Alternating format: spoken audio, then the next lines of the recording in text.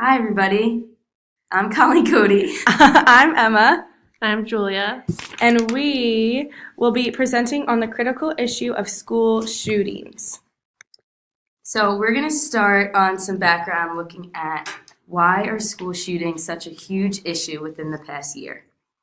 So, we found through research that the two leading causes are bullying and side effects of drugs. Increase in gun violence due to internet violence in movies, media, and video games. And students as well as adults who are suffering from mental illnesses are still able to obtain firearms. After researching this topic, we found statistics on characteristics of past shooters. So 71% of attackers felt bullied, threatened, or injured by others before committing the attack. 87% of school shooting perpetrators left behind evidence that they were victims of severe bullying.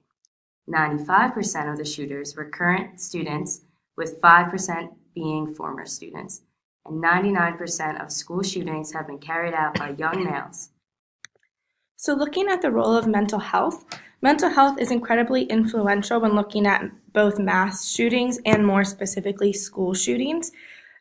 Key factors to consider when looking at school shootings and mental health include the role of socioeconomic status on poor mental health and where behavioral problems associated with growing up in poverty play a role. The role that mental health plays in the passing of background checks and the debate over what status your mental health must be at in order to pass a background check, and noticing signs of poor mental health of students and having resources available to them. So it's really critical to screen, evaluate, identify, and refer students who are demonstrating emotional disturbances to prevent gun violence. Okay, so instead of focusing on why school shootings occur, we wanted to investigate how to prevent them. So what is being done right now? So security measures most frequently used in schools are controlling access to the school building, limiting access to social networking, websites from school computers, and prohibiting use of cell phones and text messaging devices on campus. Some school-based violence prevention programs are listed below, and they're implemented to strengthen the school climate and be particularly beneficial to students who are struggling emotionally. So, looking at research, some things that should be done at a school level, as Colleen said, some increased security measures. So, that is focusing on limiting access to buildings through identification cards, locking and only having one door policies, and having visitors sign in. Also, particularly for students, using metal detectors, lockless lockers, increased surveillance, and some schools have had see-through backpacks as well.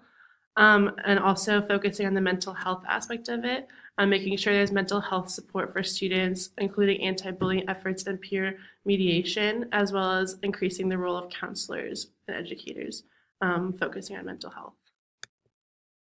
So some things that we researched that should be done at the national level, there's a Brady Handgun Violence Prevention Act, which proposes that individuals must undergo a background check before purchasing a firearm from a federally licensed dealer. So there was a poll that shows that most Americans are overwhelmingly in favor of having gun restrictions to some extent. So that would be something to implement.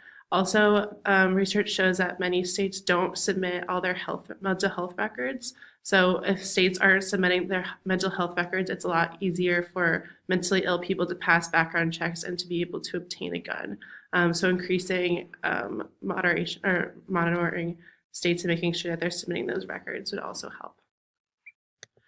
So zooming in closer, there are a lot of varying opinions on the prevention of school shootings at the district level.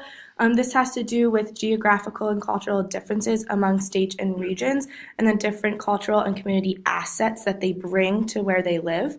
And also a lack of training contributes to different ways in which school districts react to school shootings because of those differences of opinion and cultural and community assets. So there's a lot of different opinions about arming teachers, particularly from teacher perspectives. A lot of what we found was that our teachers are overwhelmingly opposed to arming teachers in the schools.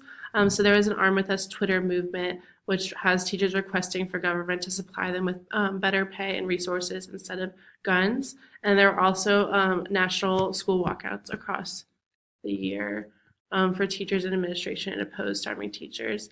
And then we found this quote, which is really hopeful, and it's, I think as educators, we're trained to nurture kids and foster kids, and our first instinct is not to shoot them or harm them.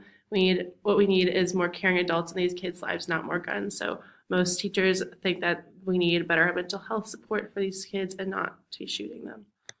A few snapshots of the Arm Us With movement from a variety of perspectives are displayed here. One thing that they all have in common is bettering our students' future by supplying them with resources that will positively impact their success, regardless of the role that these people play in the realm of education. In looking at prevention, it is also important to consider the perspective of survivors, as they have witnessed firsthand the horrors and the aftermath of school shootings. Survivors play an incredibly important role in advocating for changes in gun policy and furthering conversation about this issue, as you can see in the pictures displayed, both by protests and by Emma Gonzalez's speech after the Parkland shooting. Both are very powerful, and these survivors have really created an example for how their perspectives how influential their perspectives can be on the prevention of school shootings and bringing awareness to this topic. Regarding the perspective, there's a lot of different varying opinions surrounding gun policy, but one of the quotes I found that was pro-arming teachers stated that, "God forbid if something happened, knowing that there were teachers in the building who could give my child a fighting chance is even more reassuring." So a lot of the parents are approaching it just from the aspect of protecting their child and not necessarily looking at the issue as a whole. I also found an article in Time which talks about the families of the victims of gun violence in Sandy Hook, Parkland, and other schools like that, and how they've been coming together to go and support parents of victims in recent school shootings and provide emotional support for each other and each other's families. They often text each other on every year on the anniversary of their child's death. And some of the quotes from it are, "It's a club you spend your whole life hoping you'll never become a part of, and the world moves on, but you don't, you can't. It's a pain you can't outrun." So this group of people has a very specific type of pain, and they've been able to come together to support each other. And as future educators, we thought we would also take some time to look at how school shootings are being addressed in the classroom. Again, going back to that mental health, early intervention is key.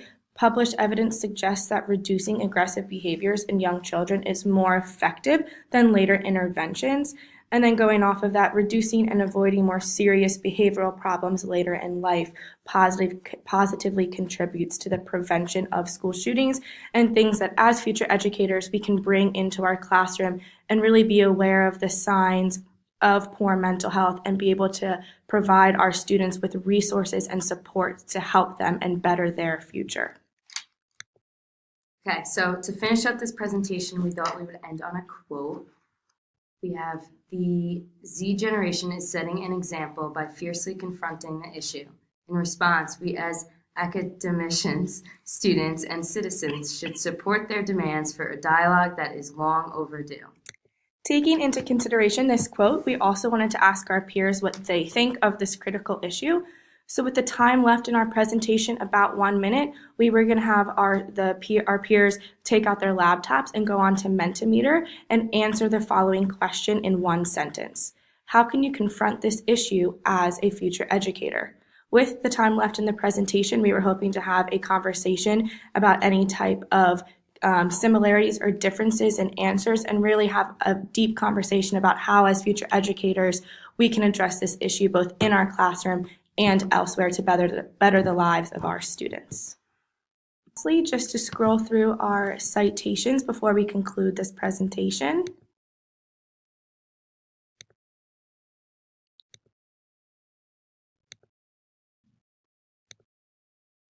Thank you very much.